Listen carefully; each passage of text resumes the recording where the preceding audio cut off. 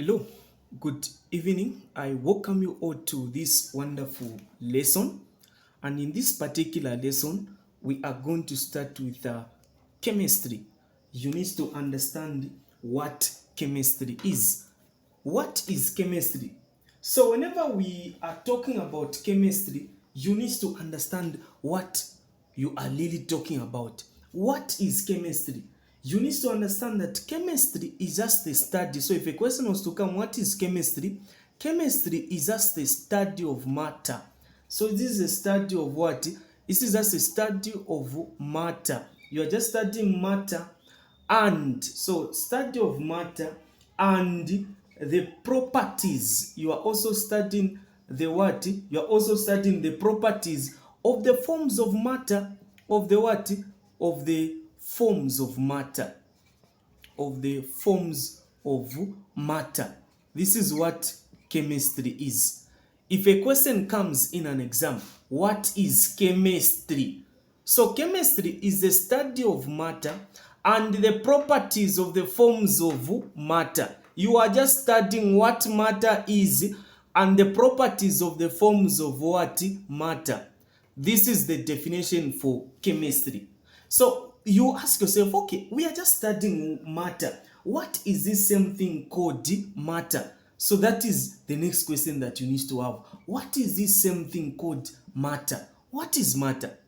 You understand that anything that occupies space, matter is anything that occupies space. So anything that is going to occupy space and has mass. Anything that occupies space and has mass. This is what matter is. So if I ask you what is matter, you need to tell me that matter is anything that occupies space and has mass. That is what matter is. This same matter has got what we call basic units of matter. So you need to understand this same matter has got some basic units, what matter is made of. So you need to understand that all matter is made up of. So you need to understand that all matter, before we go to basic units, all matter is made up of. So all matter is made up of, what?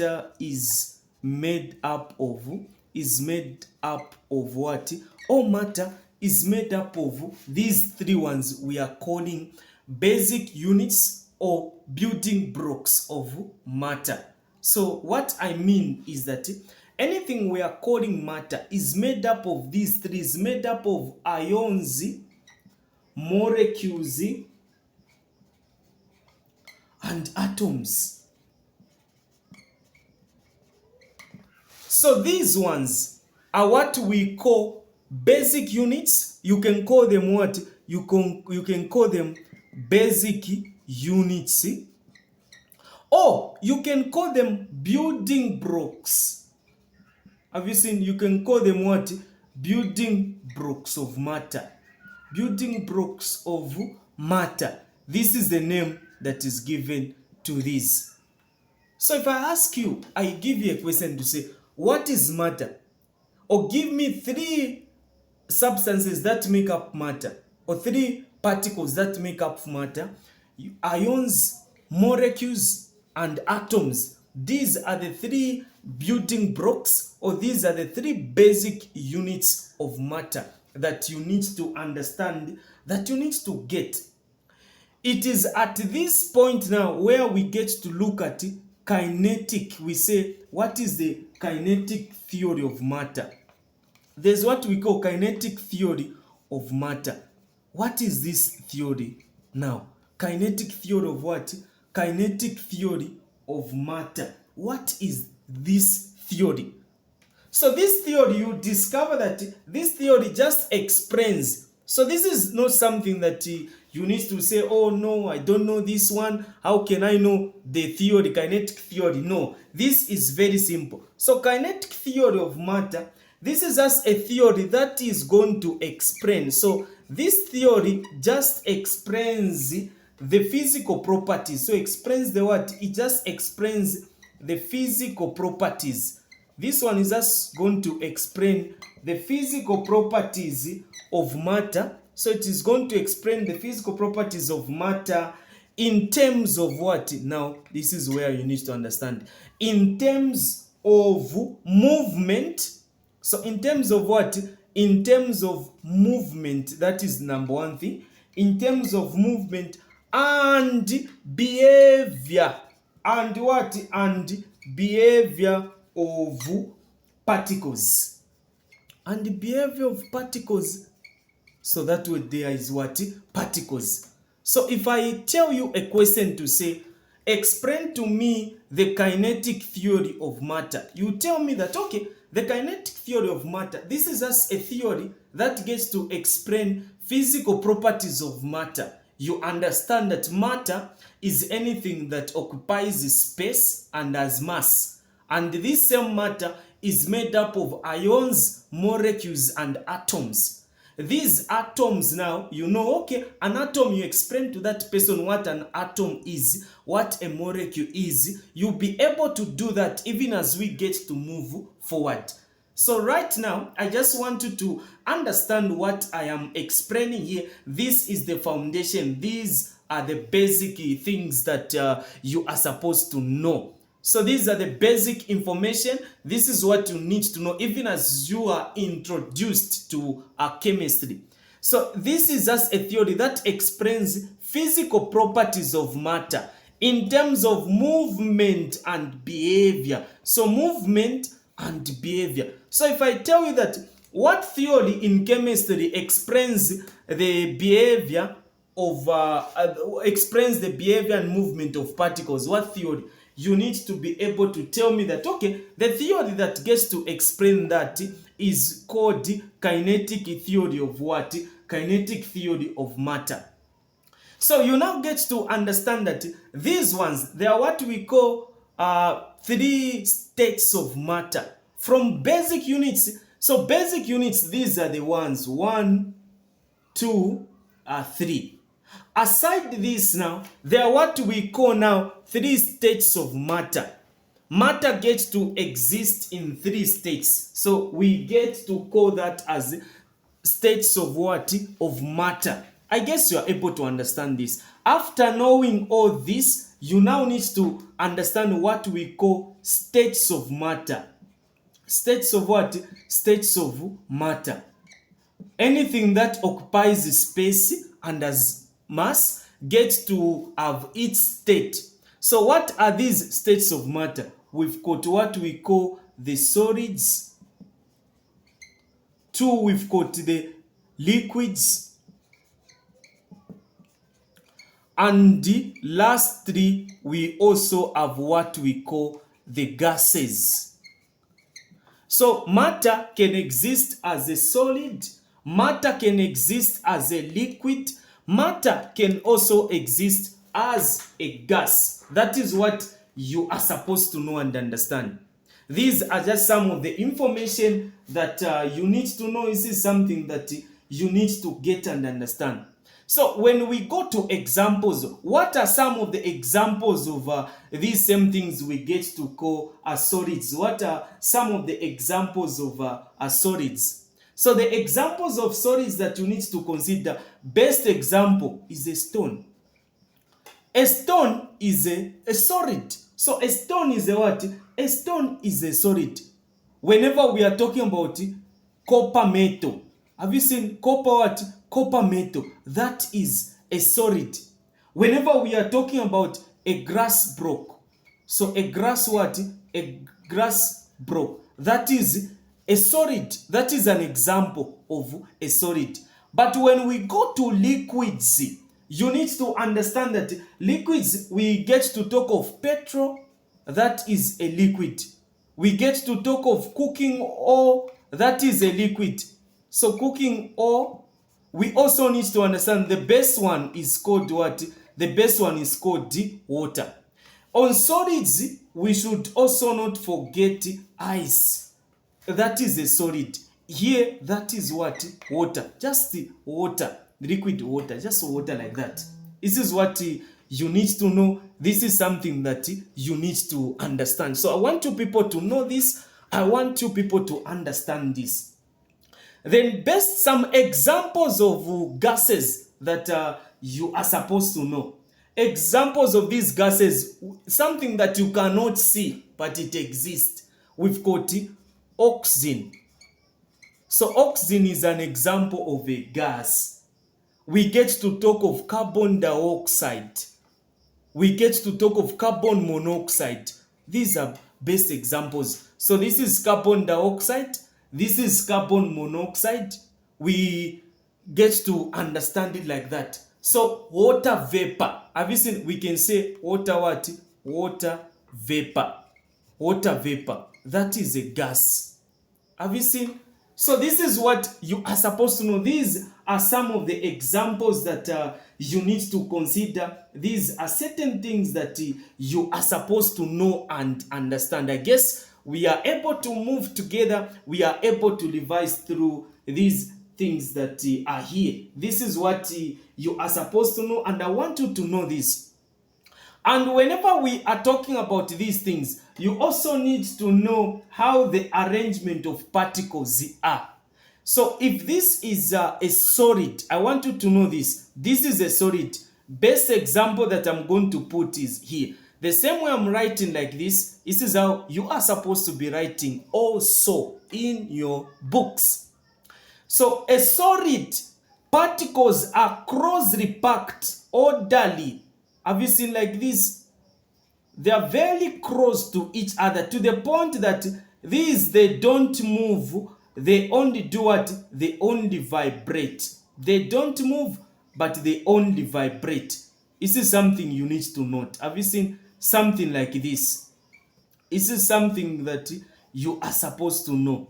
Like this, you've got something like this. Have you seen? These are closely packed to the point that they just do what? They just vibrate. These ones just vibrate. They just vibrate. They don't move. They just do what? They just vibrate. You need to understand that particles in a solid, these are closely packed and arranged in a regular pattern. Have you seen? They are closely packed, that's the first one, and they are arranged in a regular manner or ordered pattern. There is a pattern that we are able to see. Okay, these are arranged in an orderly manner. You now discover that since the particles are held together by the strong forces of attraction, these strong forces of attraction is called cohesive forces. So it is called what? Those forces are called cohesive forces. So those forces that get to hold these ones closely, strong forces of attraction. So those strong forces of attraction are called what? Cohesive forces. This is what you need to understand. So I want you to know this and I want you to understand. This is just the arrangement of particles that I want you to note. We go to a liquid. The way particles in a liquids are, you need to know that they are just like this. Have you seen? I'll just do like this. This is something that I'm going to get. You need to understand that these ones, particles in here, the way particles are in here, particles are what? Particles are slightly further apart from than in solids. Here they are closely packed, but here they are slightly further apart than in solids. So I will tell you that particles are held together by weak electrostatic forces of attraction. So here, particles are held together by strong electrostatic forces of attraction. Strong let me do this so that you are able to see. So in here, these particles are held. So these in here, particles are held by strong electrostatic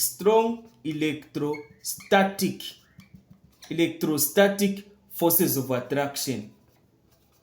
Forces of what? Attraction. In here, the strong electrostatic forces of attraction is what we are calling this. Have you seen? Then in here, these are held. So I'm going to say held by weak. By what? By weak forces of weak forces of weak electrostatic. So I'll say electrostatic forces of attraction. Forces of attraction. This is something that I just want you to know, something that I want you to understand. This is what you need to know and understand. But when you go to this is a gas. When you go to a gas, you will now discover that in here, in a gas, particles are far further away from each other or further apart from each other. So the forces which hold these particles together, these ones, these forces that we get to talk about, here they are strong, here they are very weak. Here we don't have any force that gets to hold these ones. They are very much far away or far apart from each other. You now discover that here, the way particles get to move at random at very high speed. Have you seen? This is what you need to know. This is something you need to understand.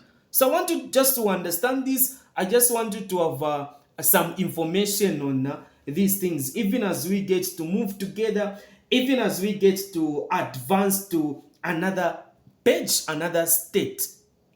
Let us look at now the properties of these same things, how they are arranged, how the volume is, how the shape, how we get to compress them, that is compressibility. We understand all those things. So let us now dive into that, where we are going to understand all that. I guess you are able to write everything that I am teaching you here. I want you to understand the most important thing is understanding what I am teaching you. If you are able to understand this, then we are making chemistry easy together. So the most important thing is understanding what I am teaching you. So let us now go to the next part or the next page. So let us now go to these same ones. We look at the characteristics of the properties of three states of matter. This is something that I want you to understand. So we are calling that as, I will say, characteristics. So characteristics of the properties. So characteristics of the properties of the states of matter. Of the states of what? States of matter. This is what I want you to understand. So I'm going to put solids here. So I'll say solids. I'm going to put liquids here. Then I'm going to put gases there. This is how I'm going to separate them. And this is how I want you to understand them. When we talk about a shape, so when we talk about shape, so I'll say shape. How is the shape in a, so shape, and I'll say shape. How is the shape in a solid? This one has got a fixed shape. Fixed. So meaning the shape is what? Fixed. So it has a fixed shape. We go to a liquid. In a liquid, you discover that no fixed shape. Why is it that a liquid has no fixed shape? It is because it gets to follow the shape of a container. So this one, it just takes the shape of the container, which where it is pressed. Like it will going to take the shape of the container in which it is pressed. This is the reason why it has no fixed shape. Here, even this one, no fixed shape. This is a gas. No fixed what? No fixed shape. So this is the properties what? Shape here. Just shape. We now go to volume. How is the volume? How is the volume? We go to a volume. This one has a fixed volume. It has a fixed what? Fixed volume. How about liquids? liquids also have fixed volume. Have you seen? It doesn't have a fixed shape, but it has a fixed volume. We go to this one. This one, no fixed volume. No fixed what? No fixed volume. This is what you need to understand. Why is it that it has no fixed volume? Because particles spread to fill the space that is just available. This is the reason why there are no fixed shape of volume here. We now go to compressibility. We now go to what? Compressibility. So when we go to this compressibility, we now go to what? We now go to these solids. We say, okay, these are solids. So in solids, you will now discover that the particles cannot be compressed. Have you seen? Because these are solids, so they cannot be what? Compressed. Cannot be compressed. These ones cannot be what? Cannot be compressed. We go to the liquids. In the liquids, even particles in liquids cannot. These ones cannot be what?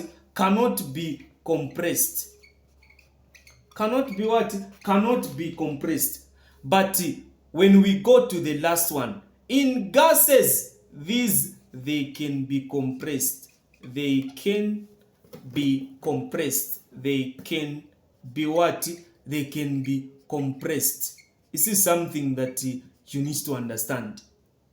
So these are properties that you need to know. These are properties that you need to understand. Even as we get to move forward, you need to make sure that you know all these things. When we go to movement, so in a case where we go to movement of what? Movement of particles. So when we go to movement of particles, what we need to know here, under this movement of particles, you discover that in solids, particles move by vibration. They don't move, they just vibrate. They just do what? I'll say they just vibrate.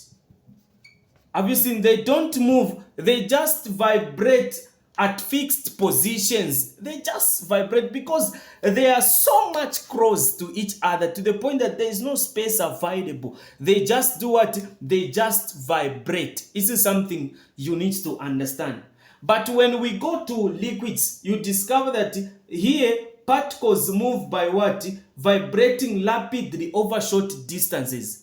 So they move, here they move by vibrating. Have you seen? They move by what? Vibrating. Over short distances. Over short distances. Short what? Short distances. This is what we need to understand. Short what? Short distances. But when we go to gases, what you need to understand that here particles move at random, at a very high speed. So you say they move. So they move, you say they move at random. They do what? They move at random. You say they move at random. This is what I'm going to say. They move at random at a very, so have you seen? At a very what? At a very high speed. At a very high speed. This is what you need to understand. At a very high speed. So this is something that you need to know. This is something that I wanted you people to know. This is something that I want you to understand. I guess we are moving together. You are able to gain something. And the most important thing is understanding. You understand the concept. So the most important thing is understanding the concept. If you're able to understand what I'm teaching you, then we'll be able to move together very well. So let me do this. So if we are able to move together, then we are going to cover some things together, wonderful stuff, as long as you are able to understand what I will be teaching you. So we now move to another part where we are going to look at changes of states of matter. Now the changes of states of matter, we go to the changes. So let us move to the changes of states of matter. So changes of the states of what? Of matter. This is something that I want us to look at. So this is what I want us to look at. So whenever we are talking about changes of states of matter, you need to understand that the kinetic theory of matter can be used to explain how matter changes from one state to another as a result of absorbing or releasing what? Releasing energy. So this is what you need to understand. So each time we are talking about these things, you need to make sure that these same things that I'm teaching you, you are able to understand them. So you need to make sure that you are able to get this, you are able to understand what I am teaching you. So when we say that, okay, these are the changes. If a solid changes to a gas, if a gas changes to what? There is something you need to know. So what is going to help us understand that is the kinetic theory of matter, because that one gets to explain the behavior and the movement of particles. So that is what you need to know. That's something that you need to understand. I guess we are moving together here. Guess we are able to move together. And you also need to know and understand that this one, for example, if we've got a solid, liquid, and gas. So I want you to know this. We get to have here, let's say we've got a solid, we've got a liquid here, and we've got a gas here. So there are processes that you need to know. There are processes that you need to understand here. So I want you to understand this, and I want you to know this. We get to have things like this, and this one goes there. This one here goes there. Here like this, even this one comes back here. You need to understand this. So I'm going to say this is A, this is B, this is C, this is D. This is what I'm going to do. This is E, this is F. Have you seen? So this is not the first time we are getting this. We've been knowing these things. So what I'm going to request from you, this is just a simple request. I want you to tell me A, B, C, D, E, and F. Tell me these changes. I want you to tell me these changes. And even as we get to move forward, I want you to understand that these processes that gets to happen here, they can either be endothermic or exothermic. So we get to talk of endothermic reactions. So we get to talk of what? Endothermic reactions. This is what you need to know. Endothermic reactions or exothermic reactions. You also need to understand these exothermic what? Reactions. So we get to have endothermic and exothermic. Whenever we are talking about endo, this is a type of a reaction that gets to do what? That gets to absorb. So this one, it is going to do what? It is going to absorb heat from the surrounding. Have you seen? It is going to absorb heat from the surrounding. But when we go to this one, an exo, this one, it is going to release heat to the surrounding. So it is going to do what? It is going to release heat to the surrounding. It is going to do what? Release heat to the surrounding. So say to the what? To the surrounding. So this one is going to release heat to the surrounding. This is something you need to know and understand. So these are simple things. So I want you to tell me, if you go to one, let's say you go to process one, this is what I want you to be doing. So when you go to that process one, we've got a solid that is changing to a what? A liquid. So a solid changing to a liquid. You tell me, okay, so when solid changes to a liquid, what is the name of this process? It is called what? Melting. So we are calling this as melting. This is just an example. So we are calling it what? Melting. Then you tell me, is melting endo or exo? So this is what I want you to tell me. You tell me, you write like this, and then you do this. You tell me endothermic or exothermic. This is the exercise that I want to do. I guess this exercise is clear enough. So this is what you are going to tell me. You tell me endo or exo. You indicate here endo or exo. If it is endo, you tell me endo. If it is exothermic, you tell me exothermic process. This is the simple exercise that I want us to do. So I'm waiting for your answers in my inbox.